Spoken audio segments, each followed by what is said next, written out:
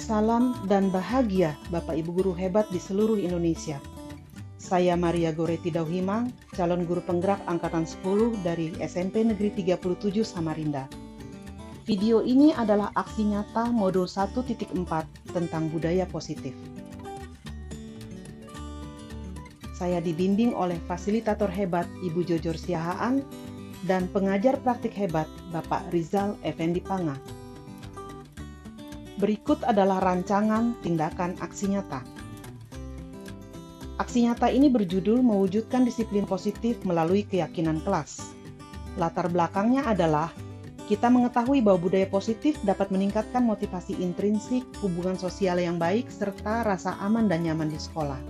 Kita juga tahu bahwa membuat keyakinan kelas bersama antara guru dan siswa adalah langkah awal dalam menciptakan budaya positif yang penuh tanggung jawab di sekolah. Tujuan dari aksi nyata ini adalah memberikan kebebasan kepada murid untuk mengemukakan pendapat tentang keyakinan kelas yang diinginkan, menumbuhkan motivasi intrinsik dalam belajar, menumbuhkan rasa memiliki dan tanggung jawab, menciptakan suasana kelas yang positif, dinamis, dan menyenangkan, dan melaksanakan budaya positif di sekolah. Adapun tolok ukur keberhasilannya adalah yang pertama, terciptanya merdeka belajar di mana murid dengan bebas mengemukakan pendapat. Kemudian terjalinnya kolaborasi antara siswa-siswa dan juga siswa guru, terakomodirnya ide, harapan, dan kreativitas siswa, terbentuknya keyakinan kelas, dan terjadinya budaya positif di sekolah. Berikut adalah lini masa kegiatan aksi nyata ini.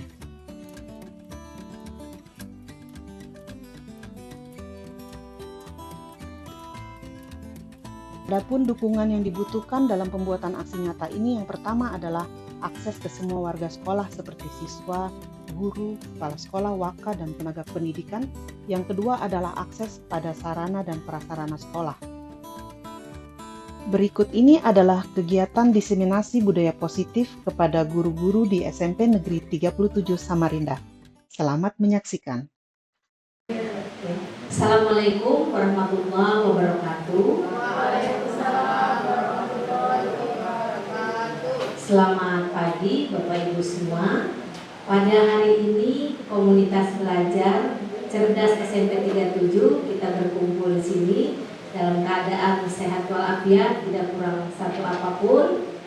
Terima kasih Bapak Ibu telah berkenan hadir pada hari ini seperti kegiatan kita pada setiap bulan, yaitu mengaktifkan komunitas belajar khususnya SMP 37.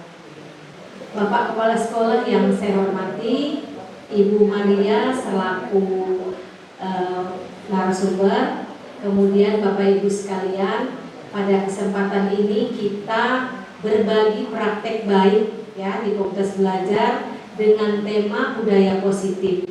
Jadi nanti Bapak Ibu diperhatikan, kemudian namanya berbagi praktek baik, mari kita saling memberi masukan, kemudian memberi saran. Nah, sehingga nanti pada pelaksanaan ini akan menjadi sempurna. Mungkin sebelumnya pada hari ini saya beri kesempatan kepada Bapak Kepala Sekolah untuk memberikan arahan sekaligus membuka kegiatan kita pada hari ini. Kepada beliau, Pak Burhan, kami persilakan.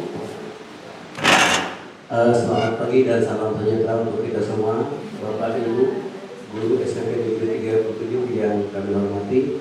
Kita selalu bersyukur di pagi yang indah ini kita dalam keadaan sehat, tidak kurang apapun. Nah, pada kesempatan ini komunitas belajar SMP Negeri 37 kita akan belajar bersama-sama dengan narasumber Ibu Maria Goretti, di mana kita dalam penerapan sebenarnya sudah kita laksanakan di kelas juga di PNM, yaitu tentang budaya positif. Maka dengan demikian harapan kami untuk komunitas belajar ini nanti pada saat pemaparan materi, Bapak Ibu semuanya aktif untuk bertanya dan memberikan sudut pendapat dan saran. Sehingga demikian komunitas belajar kita ini dapat suatu kemajuan. Demikian dari kami, atas segala kerjasamanya kami ucapkan terima kasih dan semoga sehat selalu. Terima kasih Pak Burhan. Selanjutnya Bapak Ibu langsung kita ke materi inti karena pada hari ini waktu kita juga terbatas oleh waktu. Kita persilakan saja kepada Ibu Maria Goretti, kepada beliau kami silakan.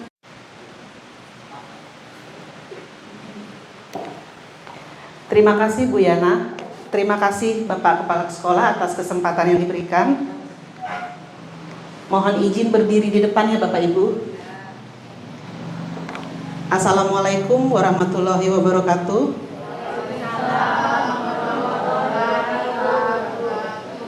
Salam sejahtera, selamat pagi.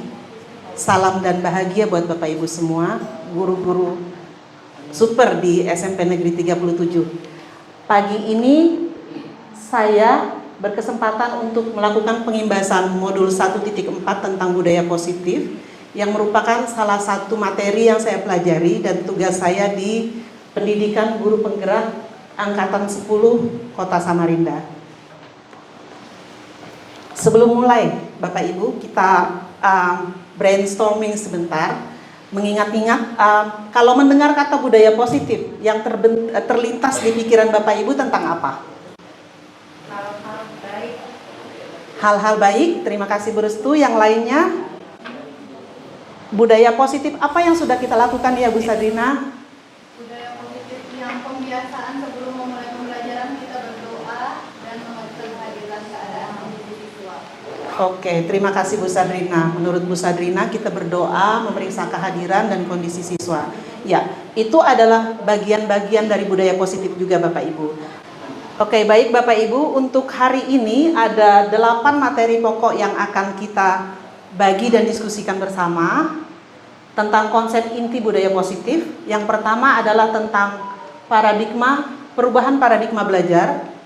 Yang kedua tentang budaya positif itu sendiri, kemudian nilai-nilai kebajikan universal. Yang berikutnya adalah tentang kebutuhan dasar manusia yang juga merupakan kebutuhan dasar siswa kita. Yang kelima adalah motivasi perilaku manusia. Kita akan belajar tentang apa sebenarnya yang memotivasi seseorang melakukan sesuatu. Yang keenam adalah tentang posisi kontrol guru. Ini menarik, kita akan melihat ulang sebenarnya selama ini posisi kontrol saya sebagai apa. Yang ketujuh adalah tentang keyakinan kelas. Dan yang terakhir adalah tentang segitiga restitusi dalam penyelesaian masalah. Baik Bapak Ibu, kita mulai dengan yang pertama, yaitu tentang pembelajaran dengan paradigma baru. Seperti yang kita ketahui dalam kurikulum Merdeka, tokoh ini sangat terkenal. Bapak Ibu ada yang tahu ini siapa? Iya benar, semuanya pasti tahu, Ki Hajar Dewantara. Dengan triloginya yang terkenal adalah Ing Orso Sutulodo,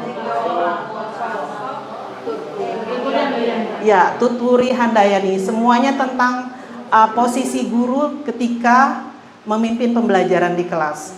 Tapi hari ini kita akan melihat lebih jauh filosofi pendidikan yang ditelurkan oleh Bapak pendidikan kita, yaitu Bapak Ki Hajar Dewantara.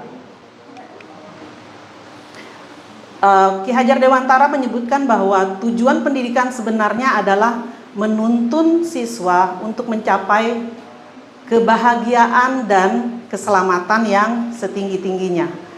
Kebahagiaan itu maksudnya apa? Kebahagiaan itu adalah kesuksesannya kelak. Keselamatan itu maksudnya adalah dia melakukannya dengan cara yang benar, begitu. Kata yang dipakai adalah menuntun, bukan memimpin, bukan menarik, tapi yang dipakai adalah menuntun. Jadi ibarat kata, kita kalau punya anak kecil kita tuntun, tentu kita tuntunnya dengan penuh kasih sayang. Ya, kita tuntun ke arah yang benar. Bapak Ki Hajar Dewantara juga menyebutkan bahwa salah satu analoginya yang terkenal adalah menyebutkan bahwa pendidik itu ibaratnya petani dan pekebun. Para petani itu menanam bibit-bibit di ladangnya, di kebunnya, berbagai macam bibit. Ada bibit padi, ada bibit jagung, mungkin ada bibit cabai, ada juga mungkin bunga-bungaan dan buah-buahan. Masing-masing bibit itu mempunyai karakteristik sendiri-sendiri. dan sudah mempunyai kodrat sendiri-sendiri. Jadi dia akan bertumbuh, padi tentu akan bertumbuh sebagai padi, jagung akan bertumbuh sebagai jagung. Cabai tidak mungkin berbuah semangka, dia akan menjadi cabai. Yang bisa dilakukan oleh petani tersebut adalah memberi pupuk, menggemburkan tanahnya, menyiram segala sesuatu yang sesuai dengan kebutuhan tanaman tersebut. Tentu dengan memperhatikan karakteristik dari tanaman tersebut. Misalnya ketika menyiram tanaman, dia tidak menyiram dengan air sesuai selera si petani. Dia tidak mungkin menyiram dengan air manis penuh gula sesuai seleranya. Dia akan menyiram dengan air sesuai takaran dan kebutuhan si tanaman tersebut. Harapannya demikian juga kita dengan siswa kita, bahwa kita menuntun, kita membimbing sesuai dengan kebutuhan siswa kita. Makanya kita dianjurkan untuk berpihak pada murid. Istilah Bapak Ki Hajar Dewantara adalah menghamba pada murid. Menghamba di sini bukan berarti kita meluluskan, kita memenuhi semua keinginan siswa kita, tapi kita memberikan pembelajaran sesuai dengan kebutuhan dia, sesuai dengan karakteristik dia. Oleh sebab itu, makanya kita dianjurkan untuk melakukan pembelajaran yang berdiferensiasi. Karena siswa kita mempunyai kodrat alam sendiri, berasal dari lingkungan yang berbeda-beda, dari keluarga yang berbeda-beda, tentu gaya belajarnya pun berbeda-beda. Itulah yang harus kita akomodir dalam pembelajaran yang berdiferensiasi.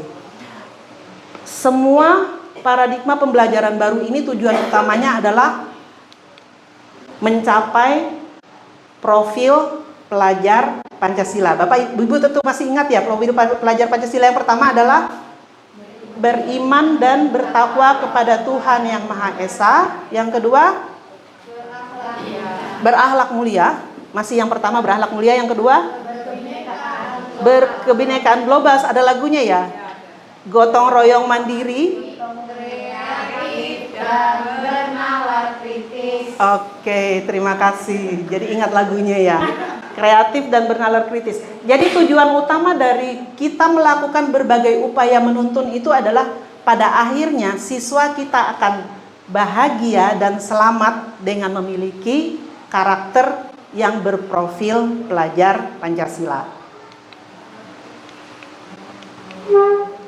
Selanjutnya kita akan melakukan sedikit permainan.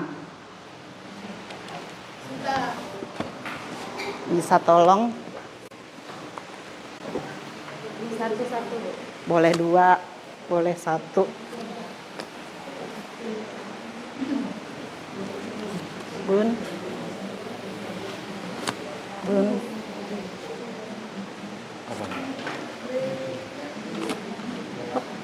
Ada apa ini?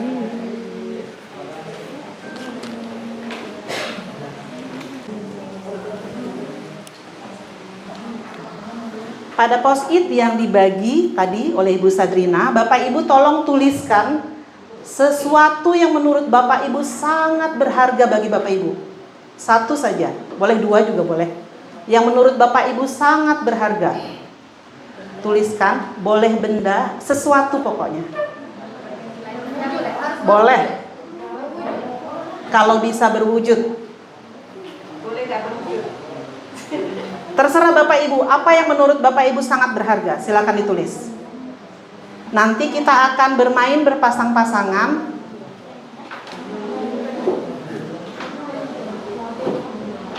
Ibu Wiwi nanti bisa dengan Bu Fatimah. Silakan Bapak Ibu tulis. Kalau sudah, silakan Bapak Ibu lipat baik-baik, karena itu sangat berharga, lipatlah dengan rapi.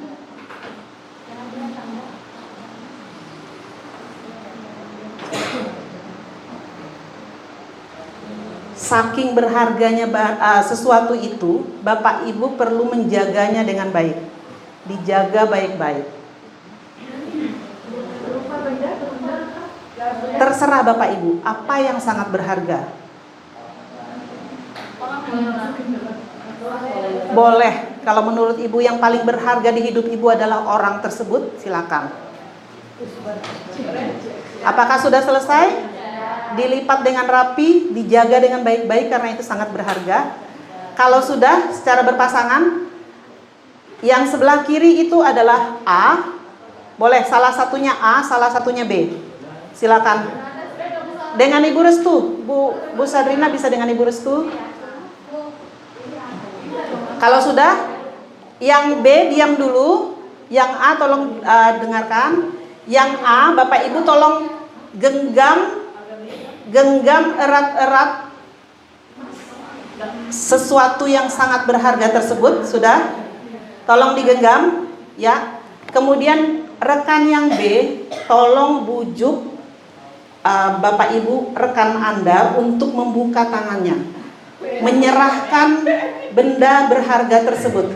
Boleh melakukan berbagai cara, bujuk, rayu, boleh hardik, intimidasi, dirampas, silakan kalau bisa. Marahi juga boleh, digoda juga boleh. Minta Bu, silakan Bu. Siapa yang minta duluan? Satu orang minta, satu orang dulu minta.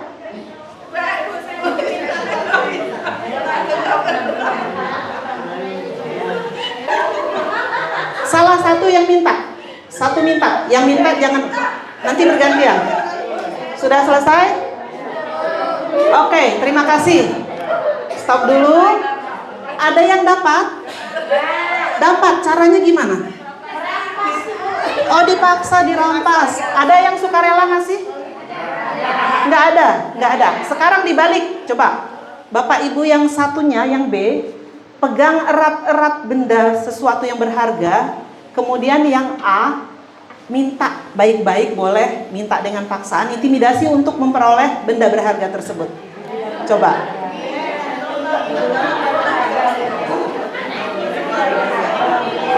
Silakan, boleh dengan kata-kata, boleh dengan gerakan, boleh dengan tindakan, minta.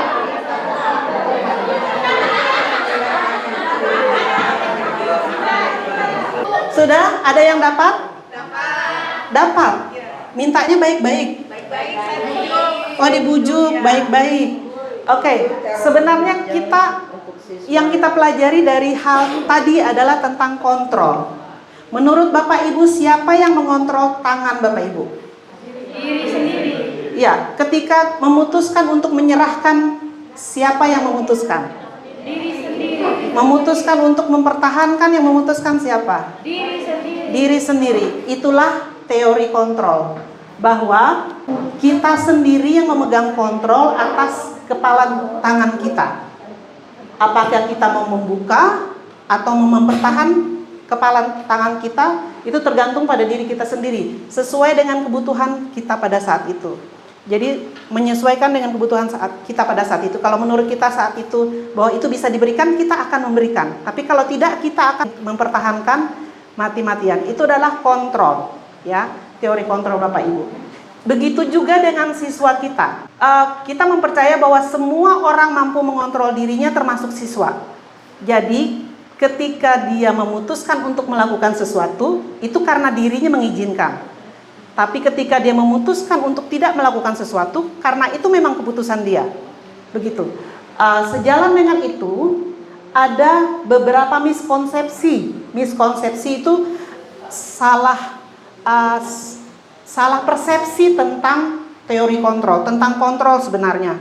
Ini juga terjadi dalam pembelajaran. Miskonsepsi yang pertama, itu ada ilusi bahwa guru bisa mengontrol murid. Yang terjadi sebenarnya, kita tidak mengontrol mereka. Ya, yang mengontrol diri mereka adalah mereka sendiri. Yang kedua, ada juga ilusi bahwa semua penguatan positif itu efektif dan bermanfaat. Dalam banyak hal, penguatan positif yang berlebihan dilakukan itu bahkan tidak ada manfaatnya sama sekali, ya. Ilusi yang ketiga adalah bahwa kritik dan membuat rasa bersalah mampu menguatkan karakter. Ini sangat berkebalikan sama sekali ternyata menurut teori William Gasser ini, bahwa kritik dan membuat rasa bersalah itu bahkan berujung pada hal-hal yang negatif. Karena dia melakukan sesuatu itu atas dorongan dari luar, bukan dari kontrol dirinya sendiri. Dan yang terakhir adalah ada ilusi bahwa orang dewasa berhak memaksa. Kadang-kadang kita merasa berhak untuk memaksa murid kita. Di rumah kadang-kadang kita merasa berhak untuk memaksa anak-anak kita. Sebenarnya itu adalah ilusi, ya, karena pada akhirnya anak-anak kita lah yang memegang kontrol atas mau melakukan atau tidak, begitu. Oke. Ilusi-ilusi tadi berasal dari stimulus kontrol yang kita pelajari sebelum ini. Saya yakin Bapak Ibu pada saat kuliah belajar tentang teori behavioristik stimulus kontrol ini. Sedangkan teori kontrol itu adalah yang sekarang. Dalam stimulus respon kita mencoba mengubah agar orang lain berpandangan sama dengan kita. Ya, kita maunya orang itu sama dengan kita. Tapi dalam teori kontrol kita berusaha memahami pandangan orang lain tentang dunia. Jadi kita yang melakukan usaha memahami orang lain, tapi kalau yang di stimulus respon kita minta orang lain memahami kita. Kemudian dalam stimulus respon, perilaku buruk, kenakalan-kenakalan itu dipandang sebagai suatu kesalahan. Tapi dalam teori kontrol kita mempercayai bahwa semua perilaku itu memiliki tujuan. Nanti kita akan belajar bahwa semua perilaku itu sebenarnya menggambarkan tujuan tertentu dari individu tersebut. Kemudian di stimulus respon kita belajar bahwa orang lain bisa mengontrol saya. Tapi di teori kontrol kita tahu bahwa hanya Anda sendiri yang bisa mengontrol diri Anda. Kemudian kebalikannya di stimulus respon kita menganggap bahwa saya bisa mengontrol orang lain. Ternyata tidak bisa, ya. Kemudian di stimulus respon kita melakukan pemaksaan pada saat bujukan-bujukan gagal. Kita gagal membujuk, kita akan memaksa, kita akan menggunakan power kita. Tapi dalam teori kontrol kita tahu bahwa kolaborasi dan konsensus menciptakan pilihan-pilihan baru. Jadi alih-alih melakukan pemaksaan, kita berusaha menciptakan pilihan-pilihan baru. Kemudian mode berpikir untuk stimulus respon adalah berpikir ada yang menang, ada yang kalah. Tapi dalam teori kontrol kita belajar bahwa kita bisa menang sama-sama. Begitu ya Bapak Ibu ya.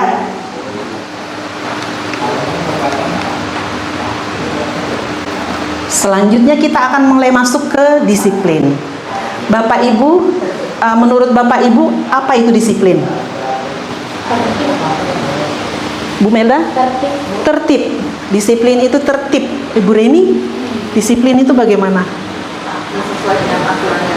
Sesuai dengan aturan yang ada. Ya, itu yang kita maknai selama ini. Kita lihat, pada awalnya sebenarnya disiplin itu maknanya adalah belajar. Ya. Orang itu disiplin artinya dia belajar. Jadi ini disiplin ini diambil dari disiplin diri murid-murid Sokrates dan Plato pada zaman dahulu. Disiplin diri membuat orang menggali potensi dirinya. Ya, disiplin diri membuat orang belajar menuju sebuah tujuan tentang apa yang dia hargai, apa yang dia yakini. Tapi dalam makin kesini kita mengenal bahwa disiplin itu berubah menjadi sesuatu yang dilakukan pada orang lain untuk mendapatkan kepatuhan. Kita fokus pada kepatuhannya. Kecenderungan umum adalah menghubungkan kata disiplin dengan ketidaknyamanan. Bukan apa yang kita hargai, bukan suatu tujuan mulia, tapi kalau disiplin artinya nggak nyaman, gitu ya. Oke, itu untuk awalnya. Oke, ini adalah disiplin.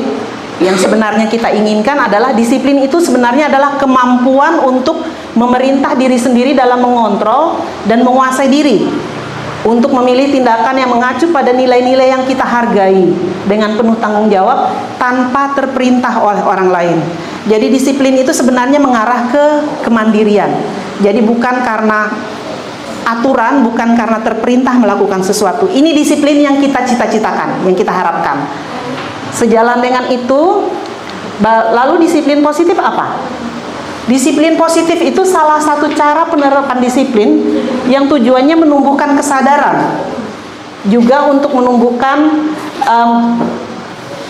memberdayakan peserta didik tanpa imbalan. Jadi tanpa perlu diberi reward, tanpa ancaman, tanpa hukuman, dia mau melakukannya dengan kesadaran bahwa itu adalah hal baik yang harus dilakukan untuk mencapai tujuannya.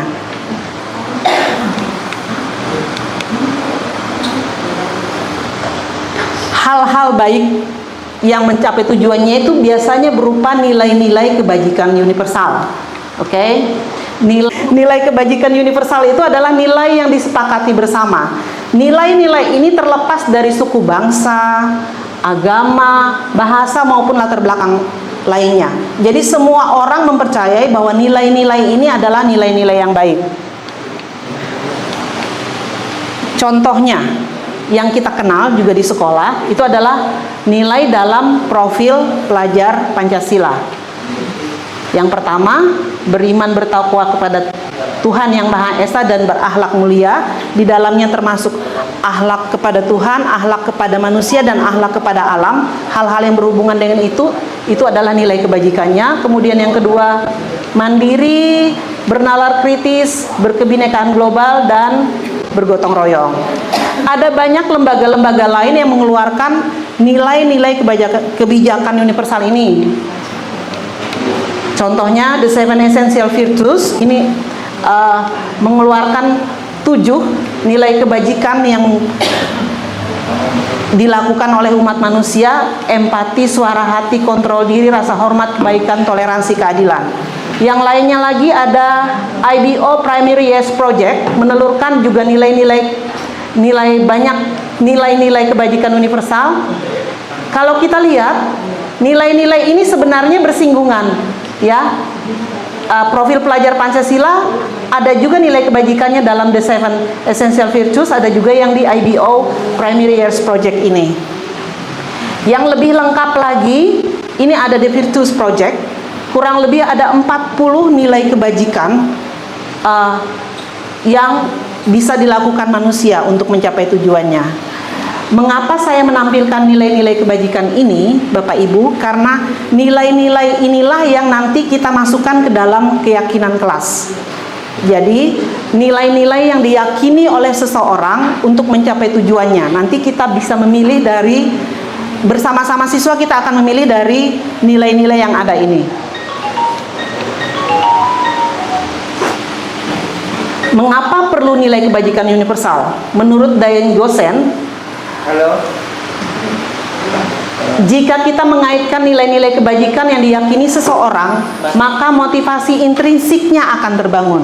Ya, jika dia melakukan sesuatu berdasarkan nilai yang diyakininya, maka dia akan melakukannya karena motivasi dari dalam dirinya, sehingga menggerakkan motivasi dari dalam untuk mencapai tujuan mulia yang diinginkan. Begitu ya Bapak Ibu ya. Bapak Ibu sejauh ini ada pertanyaan? Tidak ada? Oke, sudah jelas ya nilai kebajikan universal. Kalau ada yang tidak jelas, Bapak Ibu silakan angkat tangan, nanti kita diskusikan sama-sama. Selanjutnya, sebelum kita beranjak kepada prakteknya, kita akan belajar dulu tentang 5 kebutuhan dasar manusia. Jadi, kebutuhan dasar yang merujuk pada segala sesuatu yang kita lakukan untuk mendapatkan apa yang kita inginkan. Ini adalah seluruh tindakan kita yang memiliki tujuan tertentu. Semua usaha terbaik yang kita lakukan adalah dalam rangka memenuhi kebutuhan dasar kita. Jadi, kita mempunyai kebutuhan dasar, dipercaya bahwa semua perilaku kita adalah dalam rangka memenuhi kebutuhan dasar tersebut. Demikian juga dengan siswa kita. Semua perilaku dia merujuk pada pemenuhan kebutuhan dasar tersebut. Kita lihat kebutuhan dasar yang pertama adalah bertahan hidup. Bertahan hidup di sini bukan hanya kebutuhan untuk tetap hidup, untuk tetap bernapas saja, tapi juga kebutuhan untuk akan makanan, pakaian, tempat tinggal, bahkan keamanan, merasa aman, sehat. Itu adalah kebutuhan untuk bertahan hidup. Yang kedua adalah kebutuhan akan kasih sayang dan diterima. Kalau ini kita kayaknya akrab nih dengan siswa kita nih. Ini berhubungan dengan rasa diterima, dipedulikan, kemudian bisa berbagi, bisa bekerja sama, bisa menjadi bagian dari kelompok-kelompok tertentu. Ini masuk dalam kebutuhan akan kasih sayang. Yang berikutnya adalah penguasaan, power. Jadi sebenarnya kita semua memiliki kebutuhan akan ini. Ini menyangkut harga diri, ingin dianggap, ingin memimpin, ingin berprestasi, ingin diakui, ingin didengar. Ini adalah kebutuhan kita akan penguasaan. Yang berikutnya, kebutuhan akan kesenangan. Semua manusia itu perlu kesenangan. Bisa dengan bermain, humor, antusias, merasa antusias, untuk tertawa, itu juga kebutuhan. Dan yang terakhir adalah kebutuhan akan kebebasan. Kebebasan ini maknanya adalah mandiri, kita punya pilihan-pilihan, kita bisa mencoba hal-hal baru, bebas mencoba hal-hal baru, bisa mengendalikan arah diri kita kemana. Ini adalah kebutuhan dasar akan kebebasan. Jadi ada 5 ya Bapak Ibu ya. 5 kebutuhan dasar ini kita pahami, nanti akan kita lihat siswa kita butuh yang mana.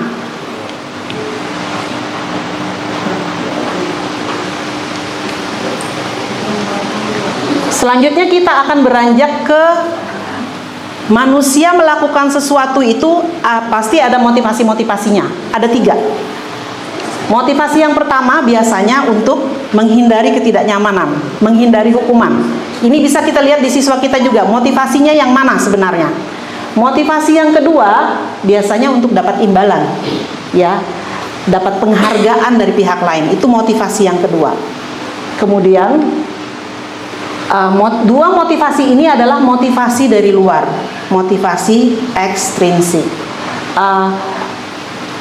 Kita akui bahkan di orang dewasa pun sama. Ada yang melakukan sesuatu hanya untuk menghindari ketidaknyamanan, supaya nggak diomongin orang, ya, supaya nggak dimarahi. Ada juga yang untuk dapat penghargaan, untuk dapat imbalan.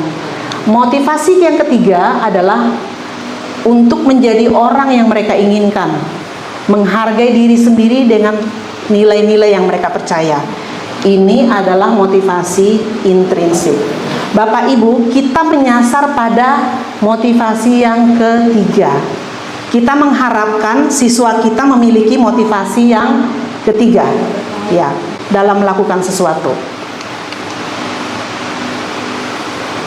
Berikutnya kita akan beranjak ke lebih spesifik lagi tentang hukuman, konsekuensi, dan restitusi. Kita akan diskusi sebentar. Menurut Bapak Ibu, apakah hukuman bisa mendisiplinkan siswa? Tidak selalu.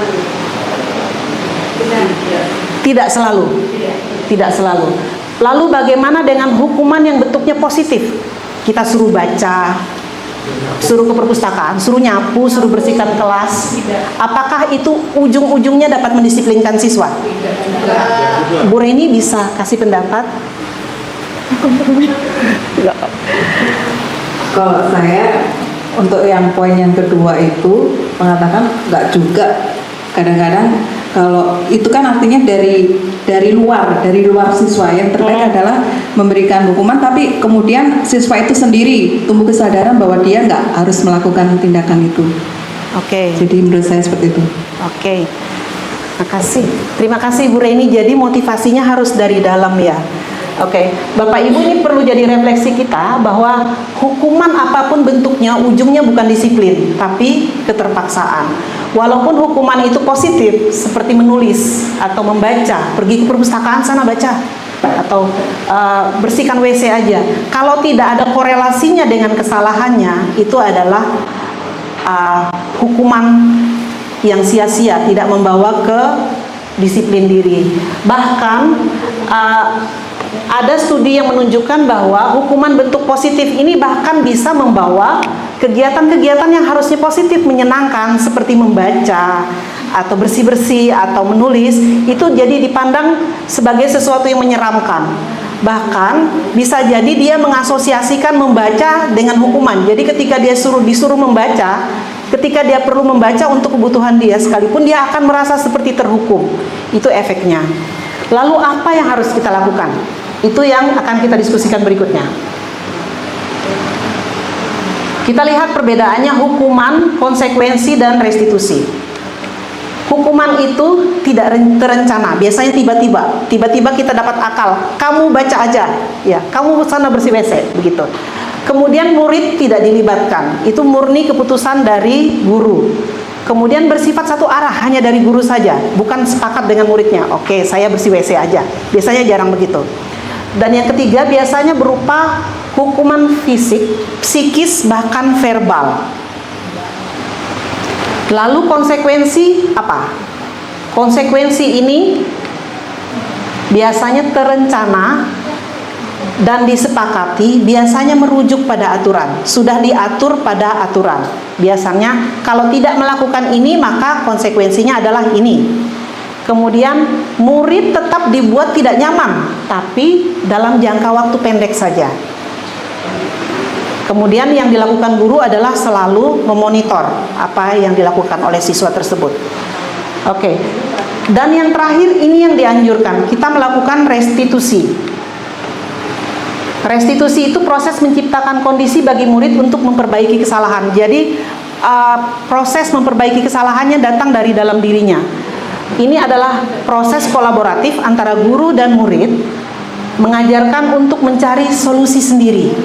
Kemudian pada akhirnya dia bisa kembali ke kelompoknya. Kalau di kelas dia bisa kembali ke kelas sebagai pribadi yang lebih baik. Jadi Bapak Ibu paham ya bedanya ya, hukuman, konsekuensi, dan restitusi. Hukuman itu satu arah, otoriter dari guru. Kalau konsekuensi itu selalu merujuk pada aturan, tapi tidak ada pertimbangan lain. Aturannya begini, kamu harus begini. Kalau restitusi, kita kolaboratif, siswa menyadari kesalahannya dan dia secara mandiri bisa mencari solusi dari kesalahan tersebut. Apakah konsekuensi tidak dibutuhkan? Apakah selalu restitusi? Tidak juga. Tapi diupayakan sebelum memberikan konsekuensi, kita melakukan restitusi dulu. Selipkan restitusi. Tidak semua permasalahan perlu direstitusi, tapi tidak semuanya juga perlu konsekuensi. Oke, dari hukuman, konsekuensi, dan restitusi, mari Bapak Ibu kita lihat posisi kontrol guru. Kita berada di mana? Jadi menurut penelitian ada 5 posisi kontrol yang dijalankan oleh guru sehari-hari. Posisi kontrol pertama adalah penghukum, ya, selalu ujungnya hukuman. Posisi kontrol kedua adalah pembuat rasa bersalah. Dia tidak menghukum secara fisik, tapi dia memberikan kalimat yang membuat anak merasa bersalah, entah terhadap gurunya, entah terhadap orang tuanya. Kemudian yang berikutnya adalah posisi sebagai teman. Nggak apa-apa nak, kali ini sama ibu aja nggak apa-apa, gitu. Itu sebagai teman. Yang berikutnya adalah sebagai pemantau, dan yang terakhir sebagai manajer. Kita lihat satu persatu, yang mana yang bisa kita lanjutkan, yang mana yang harus mulai kita tinggalkan.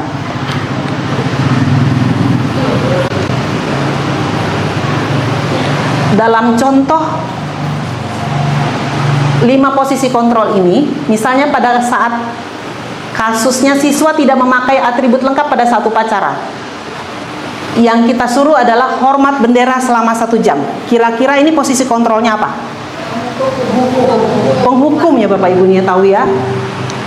Ini penghukum, ya. Jadi penghukum itu ingat dia satu arah dan seringnya tidak ada korelasinya dengan kesalahannya. Kasus yang sama, tapi gurunya bilang, berapa kali ibu sudah kasih tahu kamu, tapi kamu selalu saja mengecewakan ibu.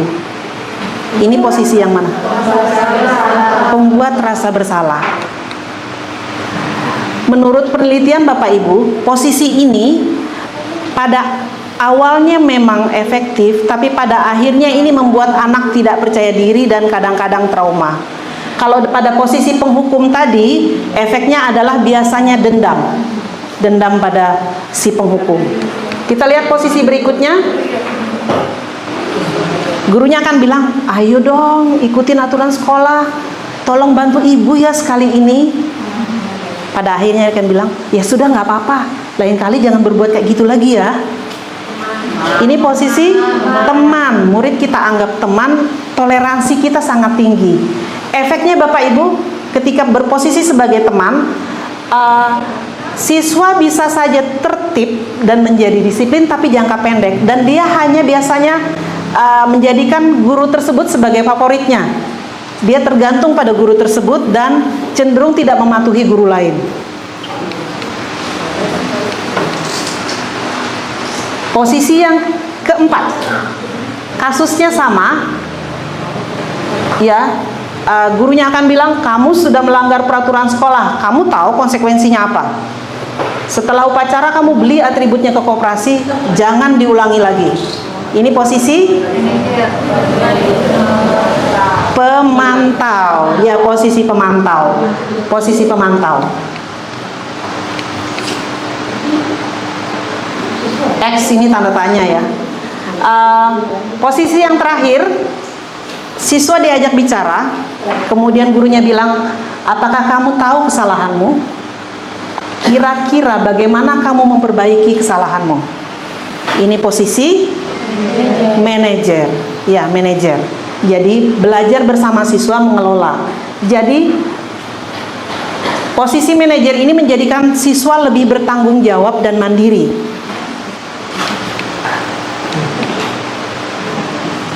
Oke.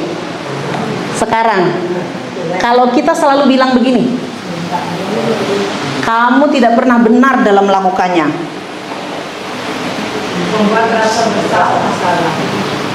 Membuat rasa bersalah. Posisi apa Bapak Ibu? Penghukum. Ini penghukum. Ya, ini penghukum. Kalau ini?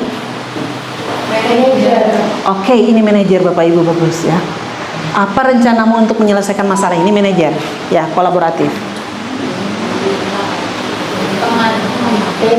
Oke, ini teman ya. Ayolah, lakukan demi ibu ya, demi bapak. Kamu nggak kasihan sama orang tuamu di rumah? Itu posisi teman.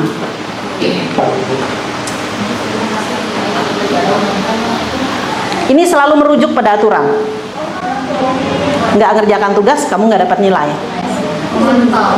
Oke, ini pemantau ya. Oke, jadi Bapak Ibu kita sudah lihat 5 posisi kontrol itu dengan resiko-resikonya. Kita lihat tadi, kita ulang ya. Kita pasti berada di salah 1, salah 2, atau salah 3 dari posisi kontrol itu. Salah 1, salah 2, atau salah 3 dari Bapak Ibu. Mari kita berbagi Bapak Ibu. Bu Sadrina bisa menyampaikan sebenarnya selama ini posisi kontrol ada di mana?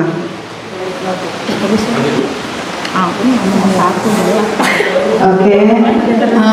Jadi berdasarkan 5 posisi kontrol ini ada beberapa ini kayaknya tergantung situasi dan kondisi siswa yang karakter bagaimana yang saya hadapi.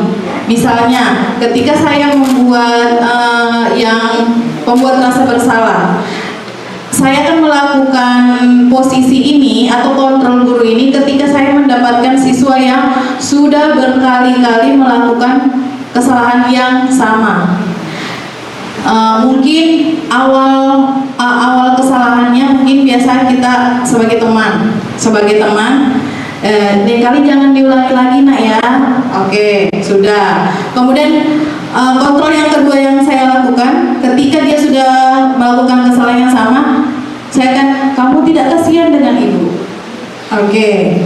Kemudian setelah itu untuk pemantau, kadang saya bilang begini, kamu sudah tahu aturannya, kenapa masih dilanggar? Sekarang cari gurunya, misalnya mereka dia lambat mengumpulkan tugas, sekarang cari gurunya ke sana, kerjakan sesuai dengan tugas yang diinginkan oleh gurunya. Untuk manajer ini, secara keseluruhan dalam pembelajaran yang selama ini saya lakukan belum melakukan dengan sesuai dengan yang Miss tadi sampaikan, tetapi boleh insya Allah dicoba. Kalau misalnya dari dilihat dari penjelasannya tadi ternyata ini kontrol dengan manajer ini ternyata efektif. Kalau misalnya anak-anak dikembalikan, dia bisa mencari apa yang dia mau lakukan selanjutnya. Untuk kontrol guru, menghukum, membuat rasa bersalah teman dan pemantau sudah dilakukan. Terima kasih. Terima kasih Bu Sadrina sudah berbagi. Bapak Ibu yang lain ada yang mau berbagi tentang posisi kontrolnya? Silakan Bu Restu. Baik, terima kasih Bu Maria. Teman-teman tahulah saya tipenya seperti apa, ya penghukum juga, pembuat rasa bersalah juga, teman juga, dan pemantau. Mungkin pemantau dengan kalau anak-anak selesai upacara masih ada yang tidak lengkap, biasanya saya suruh, ayo datangi Bu Reni beli atribut walaupun dipasang dengan lem ataupun dengan staples. Kalau untuk manajer biasanya mungkin kalau tidak salah saat murid datang terlambat dengan masih mengantuk, saya tanya dari mana, kenapa kamu bisa terlambat. Kalau dia menyebutkan alasan tidur Bu, atau bapak saya satpam Bu, pulangnya agak siang. Jadi saya cuma mengatakan sama siswa tersebut, kalau kamu bangun kesiangan, apa yang kamu lakukan supaya kamu tidak kesiangan? Bagaimana caramu supaya kamu tidak kesiangan? Pun kalau ayahmu pulang jam 6:30, bagaimana cara kamu berdiskusi atau membicarakan dengan ayahmu supaya tidak menjemput kamu di jam seperti itu? Apa yang harus kamu lakukan? Saya biasanya seperti itu aja. Terima kasih Bu Maria. Terima kasih Bu Restu, luar biasa. Bu Restu dan Bu Sadrina sebenarnya sudah melakukan posisi manajer, cuma tidak sadar aja namanya apa. Ya, restitusi juga sudah dilakukan. Bapak Ibu yang lain ada lagi? Tidak ada. Oke, jadi Bapak Ibu, posisi penghukum dan pembuat rasa bersalah ini membawa ke arah yang negatif. Itu disebut identitas gagal. Jadi kalau Bapak Ibu masih berada di posisi ini, mari kita perlahan-lahan tinggalkan posisi ini, kita beralih ke pemantau dan manajer. Dua identitas ini adalah identitas sukses. Identitas teman ini berada di antara. Bisa membawa ke identitas gagal, bisa juga membawa ke identitas sukses, tergantung bagaimana melakukannya. Tapi daripada ragu-ragu, mari kita beranjak ke pemantau. Minimal pemantau, lebih bagus lagi kalau bisa manajer. Saya yakin Bapak Ibu semuanya sudah pernah melakukan restitusi posisi sebagai manajer, cuman selama ini kan kita masih memberi diri kita kesempatan bahwa tidak apa-apa melakukan ini gitu ya Bapak Ibu ya.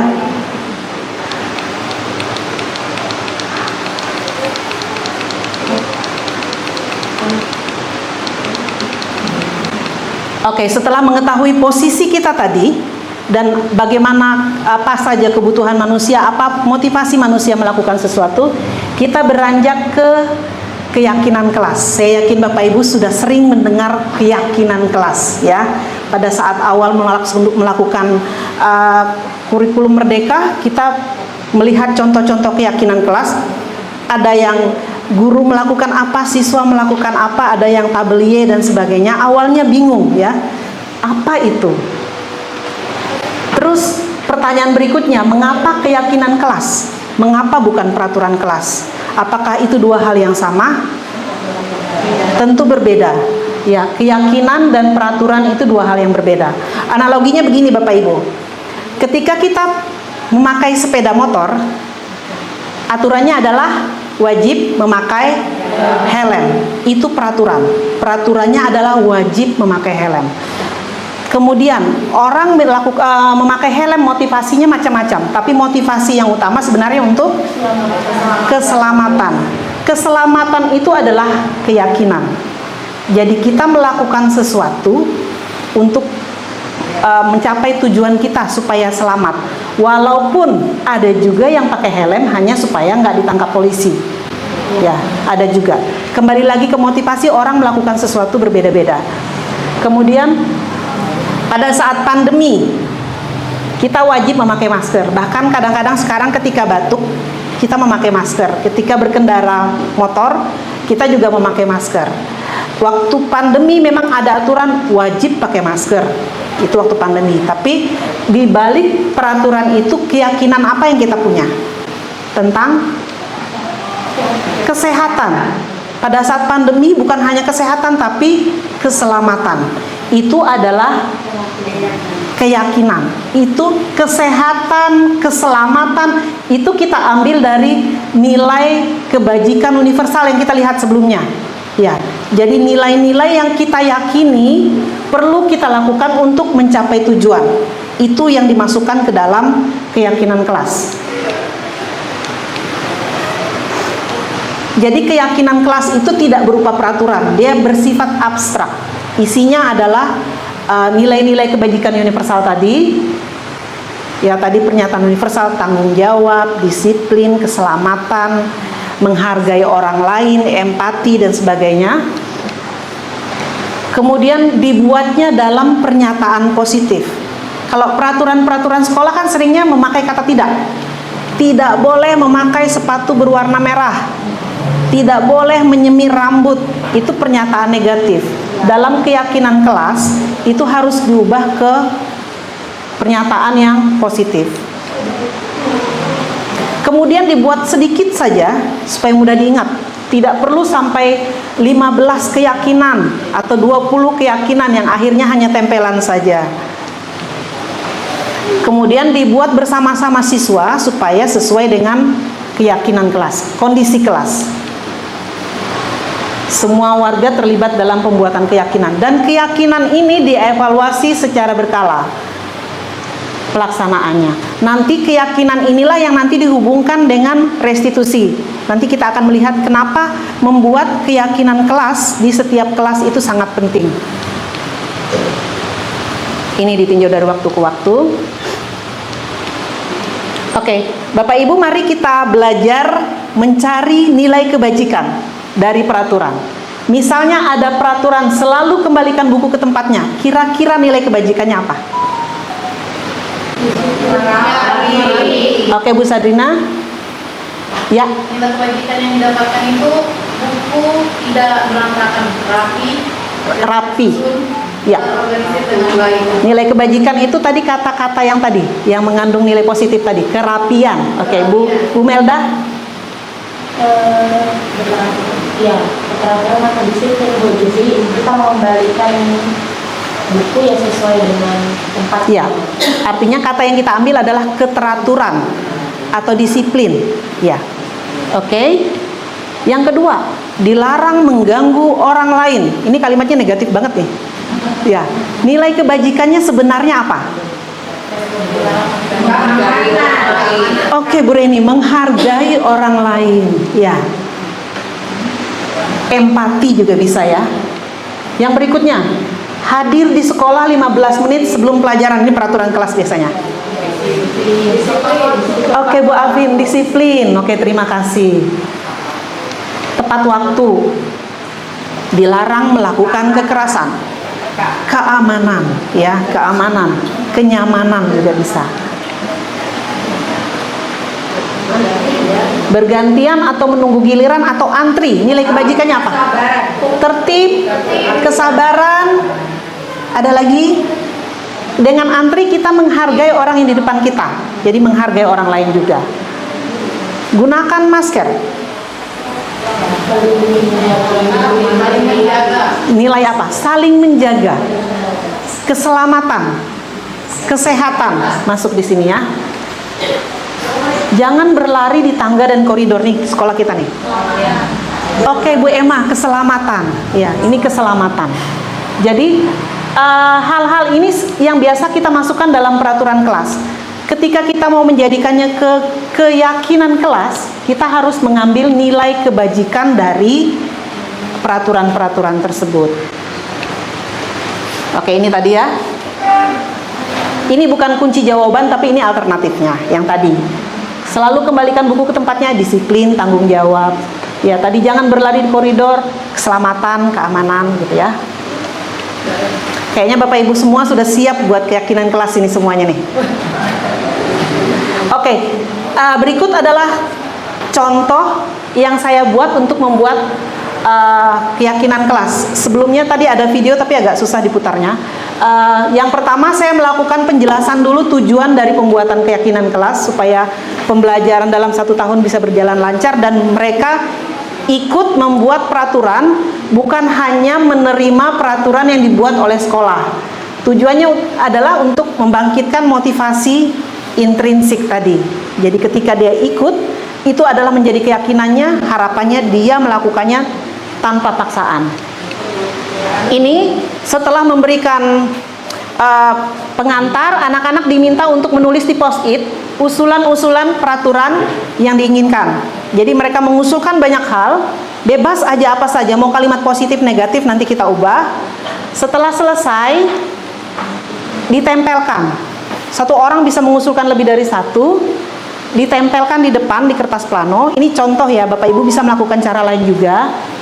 Setelah ditempelkan, dikelompokkan Bapak Ibu yang sama, mungkin saja dia mengusulkan hal yang sama, misalnya tepat waktu dikelompokkan jadi satu. Kalau sudah dikelompokkan, kita pilih garis besar usulan mereka apa saja. Setelah itu, yang garis besar ini garis besar ini, aturan yang mereka usulkan ini kita cari nilai kebajikannya. Misalnya datang tepat waktu itu adalah tanggung jawab, disiplin dan sebagainya. Kemudian kalimat-kalimat negatif diubah dulu ke kalimat positif. Peraturan diterjemahkan menjadi keyakinan yang berisi nilai-nilai kebajikan. Jadi usulan mereka kita ubah dulu kita kelompokkan dulu, baru yang negatif diubah ke positif, baru dari usulan itu kita cari nilai kebajikannya apa. Pasti dia akan mengerucut. Seperti contoh yang saya lakukan ini. Dari usulan ini keyakinan kelasnya hanya menjadi 6 saja. Ya, menjadi 6 saja. Jadi ada usulan tentang kesehatan, ada usulan tentang tanggung jawab, bahkan ada usulan tentang melakukan sesuatu dengan bahagia, iya, dengan bahagia, dengan senang hati. Itu menyenangkan sekali. Jadi keyakinan kelas itu kalau sudah selesai, nanti dibuat dalam bentuk yang lebih indah, kemudian ditempel di kelas dan dievaluasi secara berkala. Dikaitkan, misalnya 2 bulan sekali kita evaluasi, apakah kita semuanya sudah bertanggung jawab sesuai dengan keyakinan kita, apakah kita semua sudah disiplin, nanti dievaluasi. Dengan demikian diharapkan nilai-nilai itu menjadi nilai-nilai dirinya, keyakinan dirinya untuk mencapai tujuan. Berikutnya Bapak Ibu, yang terakhir adalah tentang segitiga restitusi dalam penyelesaian masalah. Yang tadi kan ada yang memberi hukuman, ada yang konsekuensi, alternatif yang ketiga dan yang dianjurkan adalah melakukan proses segitiga restitusi. Ini adalah proses dialog yang dijalankan oleh guru agar menghasilkan murid yang mandiri dan bertanggung jawab. Segitiga restitusi itu diibaratkan segitiga begini. Proses pertama yang dilakukan adalah menstabilkan identitas. Jadi dari siswa yang bersalah itu distabilkan dulu bahwa salah nggak apa-apa, ayo kita cari solusinya gitu. Setelah distabilkan identitasnya, baru validasi tindakan yang salah, karena diyakini bahwa setiap perilaku menyimpang anak-anak kita itu pasti ada tujuannya. Hubungkan dengan kebutuhan dasar manusia tadi. Mungkin saja dia hanya ingin bersenang-senang, mungkin aja hanya ingin menunjukkan bahwa dia berkuasa dan sebagainya. Baru setelah itu dilakukan menanyakan keyakinan. Menanyakan keyakinan ini dihubungkan dengan keyakinan kelas. Jadi apakah perilaku yang ini sesuai dengan apa yang kamu yakini, yang sudah kita susun sama-sama? Itu dikaitkan. Jadi proses restitusi ini akan lebih mudah apabila di kelas-kelas setiap siswa sudah mempunyai keyakinan kelas. Oke, yang pertama ketika melakukan segitiga restitusi adalah menstabilkan identitas. Prinsip mengapa kita harus menstabilkan identitas adalah karena kita meyakini adalah bahwa berbuat kesalahan adalah bagian dari pembelajaran. Jadi siswa bisa belajar dari kesalahannya. Kalimat yang bisa kita sampaikan bisa, manusia tidak ada yang sempurna. Berbuat salah itu manusiawi. Ibu juga pernah melakukan itu. Jadi buat anak nyaman merasa bahwa kita tidak menghakimi dia. Bukan kita membenarkan kesalahannya dia, tapi kita mengakui bahwa kesalahan itu ada dan dia perbuat karena dia manusia juga yang bisa berbuat kesalahan. Ibu tidak mencari siapa yang salah atau benar, tapi bagaimana kita mencari solusi. Ini bisa kita ucapkan. Misalnya, kamu berhak merasa begitu. Ini kadang-kadang pada anak yang marah, kelahi, kamu berhak merasa begitu. Ibu juga pernah begitu. Manusiawi, marah itu manusiawi, nggak apa-apa. Oke, kalau identitasnya sudah stabil, anaknya sudah tenang, kita beranjak ke tahap kedua, yaitu memvalidasi tindakan yang salah. Ini didasarkan pada prinsip yang dihubungkan dengan kebutuhan manusia tadi, bahwa setiap perilaku yang dilakukan siswa itu adalah dalam rangka memenuhi kebutuhannya. Kalimat yang diucapkan, kamu pasti punya alasan mengapa melakukan itu. Padahal kamu bisa ya melakukan lebih buruk dari ini. Misalnya siswa terlambat, padahal kamu bisa ya sekalian bolos, tapi hebat, kamu bahkan memilih untuk tetap turun hari ini, gitu. Kita juga bisa mengucapkan ini, kamu patut merasa bangga karena telah melindungi hal yang penting buat kamu. Kamu melakukannya karena melindungi hal yang penting bagi kamu. Oke. Menurut penelitian Bapak Ibu, ketika kita sudah sampai pada tahap ini, biasanya tidak ada lagi anak yang ngotot. Ya, karena identitasnya sudah distabilkan, kesalahannya divalidasi. Kalau sudah bisa begini, barulah kita bisa beranjak ke menanyakan keyakinan, mengaitkan kesalahannya dia dengan apa yang menjadi keyakinannya. Ini didasarkan bahwa pada teori kontrol, bahwa orang melakukan sesuatu itu atas kontrol dirinya sendiri. Pertanyaannya bisa langsung begitu, apa keyakinan kelas kita? Dia bisa mengulang atau bisa dibantu untuk mengulang. Nilai-nilai apa yang sudah kita sepakati? Kesalahanmu hari ini melanggar keyakinan yang mana? Seperti apa gambaran kelas yang ideal buat kamu dengan keyakinan itu? Kamu ingin menjadi orang seperti apa? Kamu ingin menjadi orang seperti apa? Pertanyaan lanjutannya bisa, apa yang bisa kamu lakukan untuk memperbaiki kesalahan ini? Ya, bisa. Kemudian siswa akan mengajukan usulan-usulan. Sebenarnya ada contoh restitusi, nanti saya akan bagikan, Bapak Ibu bisa tonton contoh restitusi yang saya lakukan.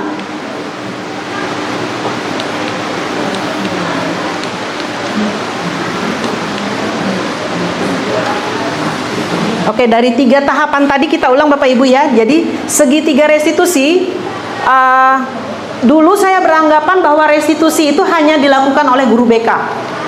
Guru tidak perlu menguasai teknik-teknik restitusi.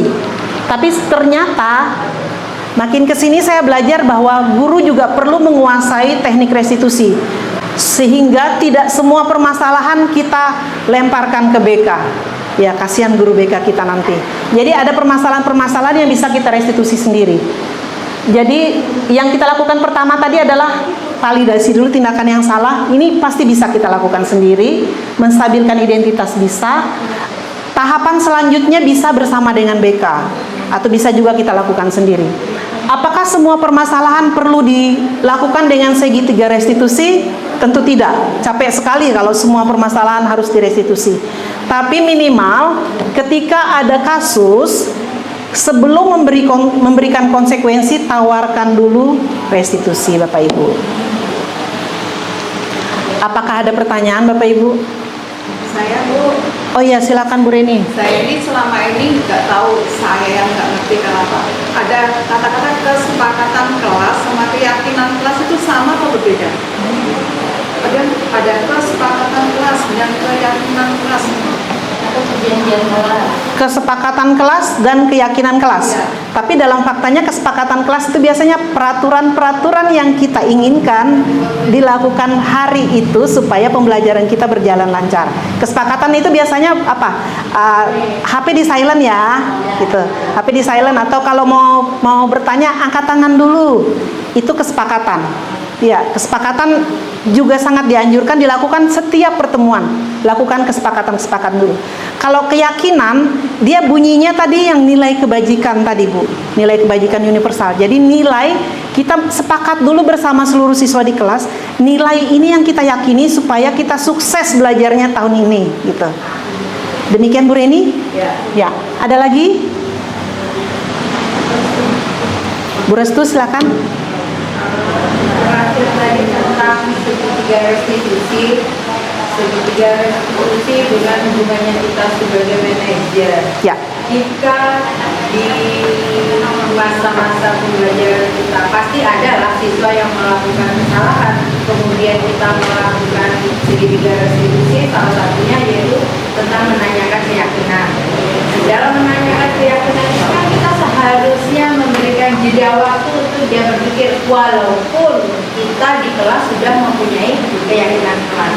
Nah, jika ada di antara mereka yang melakukan kesalahan itu, maaf ya saya tidak mengatakan kemampuan mereka atau sosial.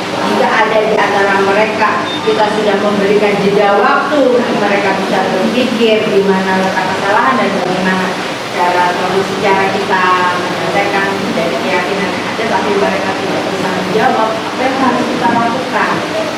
Jika dia tidak bisa terbuka, pada kita sudah kasih waktu, tinggal waktu kan kita harus kasih tinggal waktu ya supaya kita nggak cepat gitu.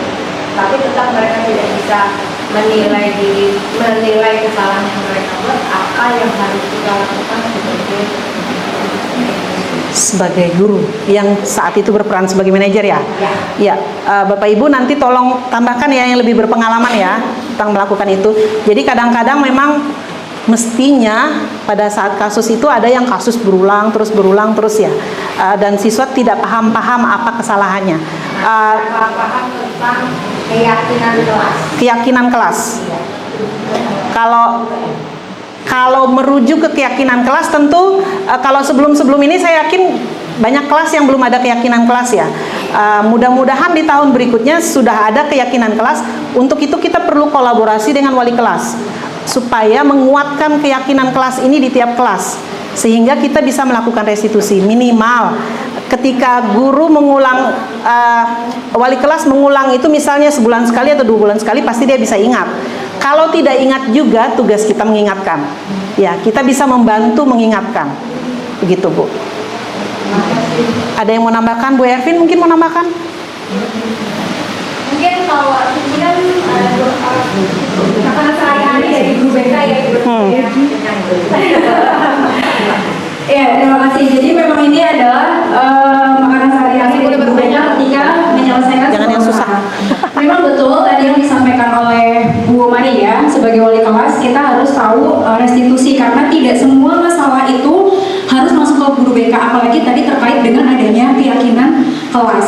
Mungkin ada baiknya ketika membuat keyakinan kelas juga ada konsekuensi ketika melanggar. Nah, ketika sudah mentok benar-benar nggak bisa, baru kita berkolaborasi dengan guru BK agar kita bisa membuat kesepakatan yang lebih tinggi lagi levelnya, sehingga si anak ini bisa lebih memahami bahwa ini loh, kamu itu bersalah. Karena terkadang ketika seorang anak ini melakukan kesalahan, dia ini sebenarnya punya pikiran-pikiran di luar murul gitu ya Bu ya, bahasa kerennya tuh, yang perlu disadarkan bahwa hei, kamu ini gak betul kalau punya pemikiran seperti itu. Itu jadi pikiran itu yang harus dipatahkan terlebih dahulu, baru si anak ini akan paham, oh iya, aku salah. Gitu. Itu sih Bu kalau yang biasa kami lakukan. Terima kasih. Terima kasih Bu Ervin, tepuk tangan dulu untuk guru BK kita. Ya, jadi saya juga belajar bahwa tidak semua masalah selesai dengan restitusi. Ya, tidak. Jadi konsekuensi tetap dibutuhkan. Untuk itu memang kita punya peraturan-peraturan kan. Jadi konsekuensi tetap dibutuhkan. Cuma memang dianjurkan sebelum sampai ke konsekuensi, tawarkan restitusi terlebih dahulu. Ada lagi yang mau bertanya? Yang terakhir mungkin. Oh, Ibu Sadrina. Ini juga Ibu. Oh, Pak Lukman. Bapak Lukman mau tanya juga? Pak Lukman. Oh, Bu Sadrina dulu. Oke, sedikit aja Pak. Ini kelanjutan dari keyakinan kelas sama restitusi tadi. Dari yang pertama dulu dari keyakinan kelas.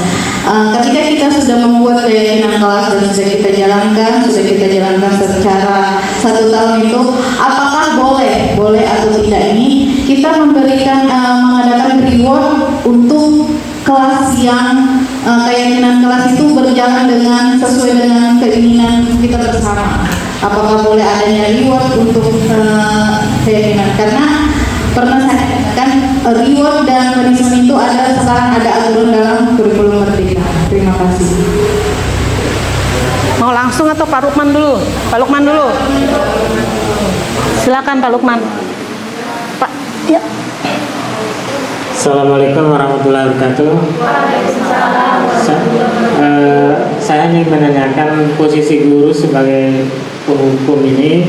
Bagaimana misalnya jika kita sudah membuat kesepakatan, tapi siswa tersebut tetap tidak mau menerima bahwa dia itu bersalah, itu hukuman itu.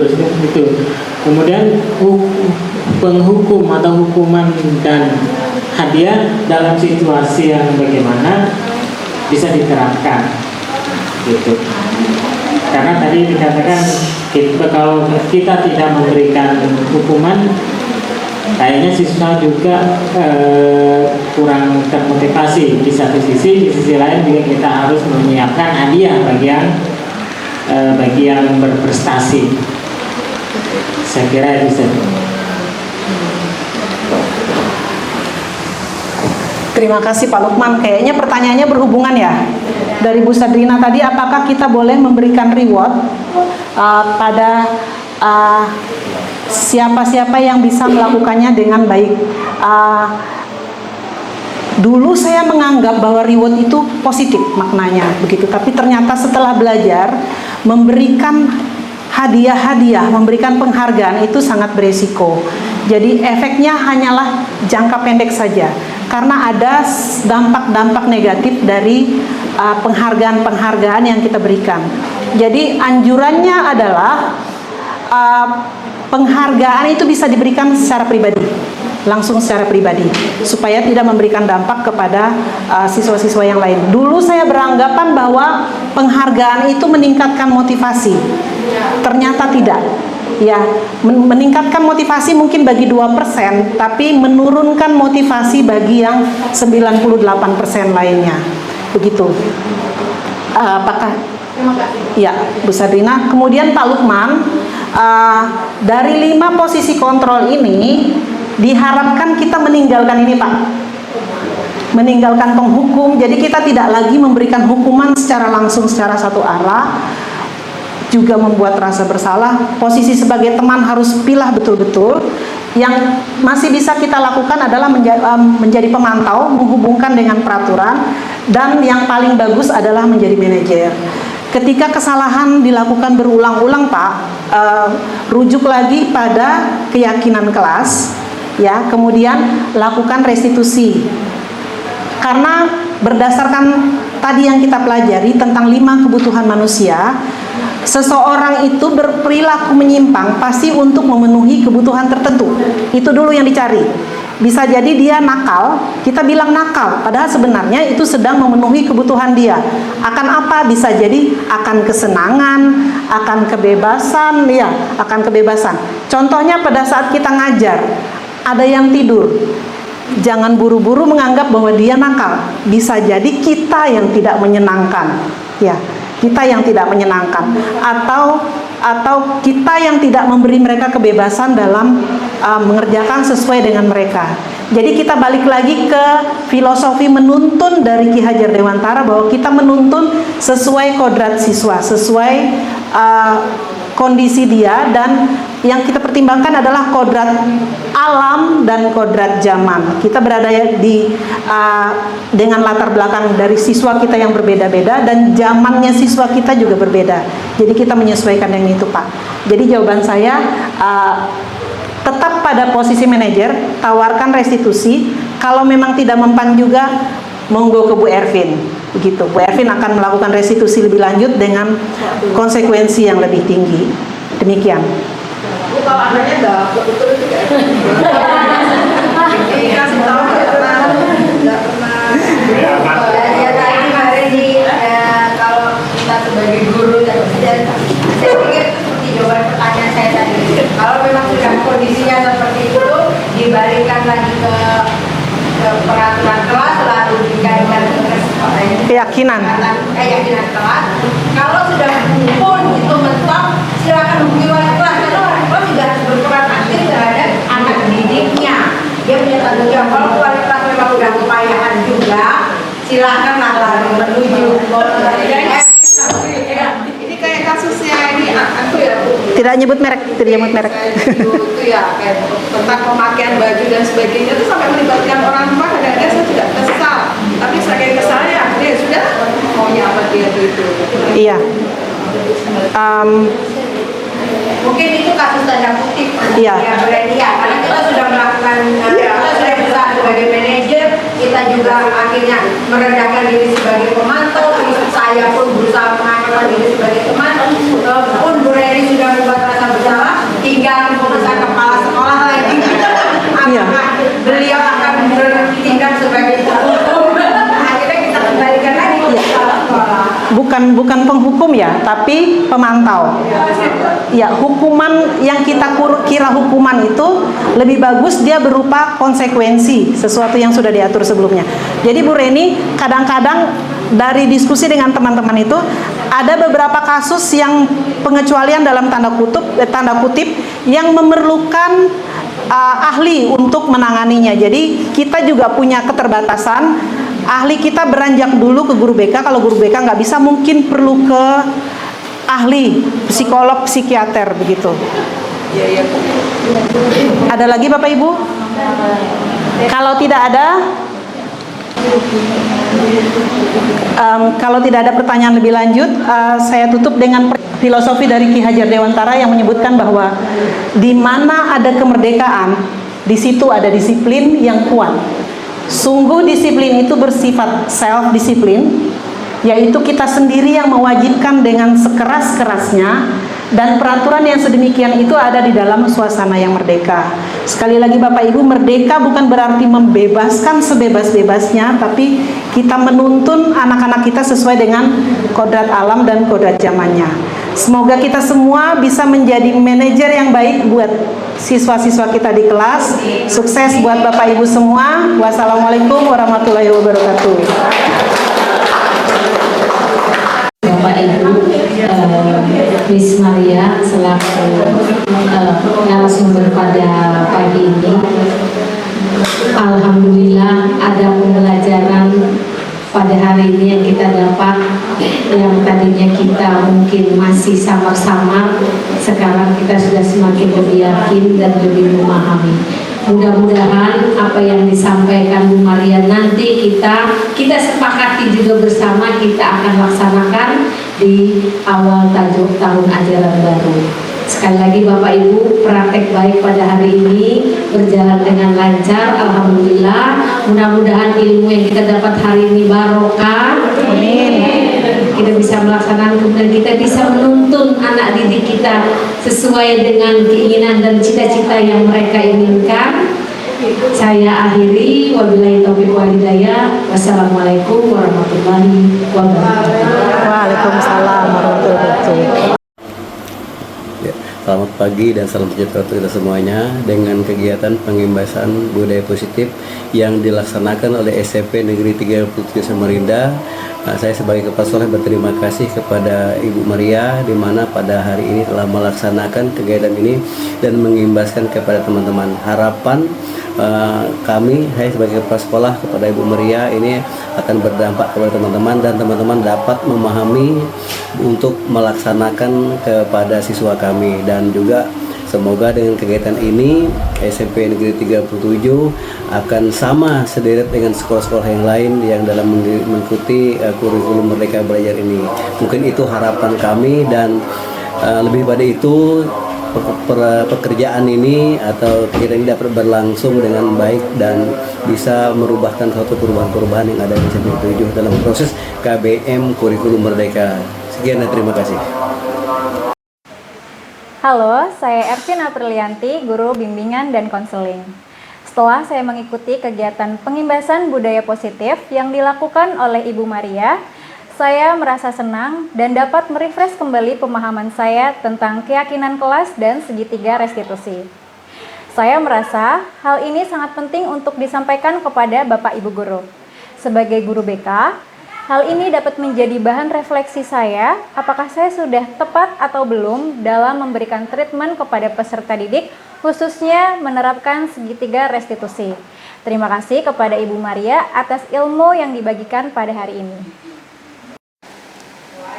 Halo, saya Sadrina Ayu Mahardika, guru seni budaya. Setelah mengikuti kegiatan pengimbasan budaya positif yang dilakukan oleh Ibu Maria, saya sangat senang dan sangat antusias karena ilmu yang dibagikan dapat mengubah paradigma saya, terutama mengenai posisi kontrol terhadap peserta didik. Ternyata selama ini saya menganut posisi kontrol yang kurang tepat, yaitu posisi kontrol teman dan memberi rasa bersalah kepada peserta didik. Bukan hal yang tepat untuk dilaksanakan atau dilakukan. Maka dari itu, setelah hal ini, saya akan mengubah posisi kontrol menjadi posisi manajer, yang merupakan kontrol yang terbaik buat peserta didik. Terima kasih Ibu Maria atas ilmu yang dibagikan hari ini.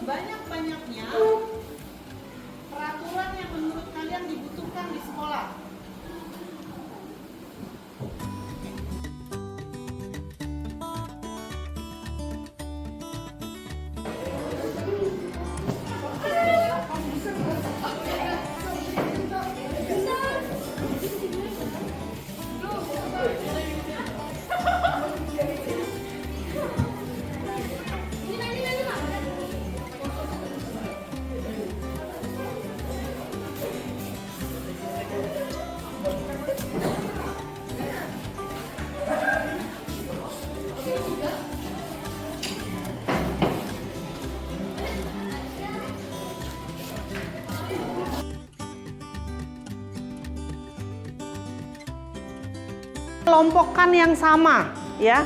Yang sama-sama kita kelompokkan, nanti kita jadikan satu. Artinya kan kalian menginginkan hal yang sama. Kan dengan tentang waktu, kemudian atribut pakaian, kemudian tidak berkata kasar, tidak merokok, saling menghormati, saling membantu, tidak ribut di kelas. Oke. Keyakinan itu sebaiknya tidak ada dengan kalimat negatif. Kita harus pakai kalimat positif. Misalnya, tidak ribut di kelas. Kalimat positifnya apa ya? Rapi. Ya. Oke. Piket sesuai jadwal termasuk apa? Tanggung jawab. Selain tanggung jawab, Kewajiban apa? Disiplin. Tapi kita piket itu supaya apa? Kelasnya bersih, jadi nilai kebajikannya bisa kebersihan. Oke, tidak boleh merokok. Ini masuk apa? Supaya apa tadi? Menjaga kesehatan. Jadi ini kesehatan. Tidak membuat kegaduhan, termasuk apa? Nilai apa? Tidak membuat kegaduhan itu tidak ribut. Itu nilainya apa? Ini banyak nih, bilang tidak ribut, tidak membuat kegaduhan, tidak ribut.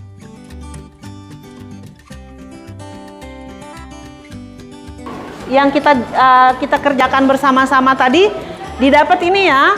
Jadi menurut kesepakatan kita sama-sama, sekolah itu bisa nyaman, pembelajaran bisa menyenangkan kalau kita, yang pertama apa? Disiplin. Yang kedua, saling menghargai termasuk saling membantu. Juga suasana hati kita harus bahagia dan senang.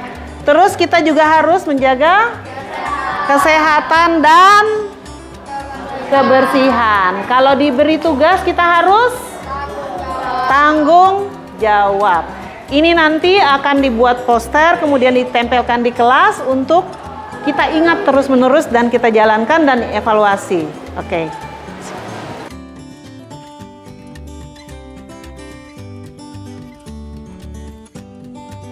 Terima kasih telah menonton video ini. Salam guru penggerak, tergerak, bergerak, menggerakkan.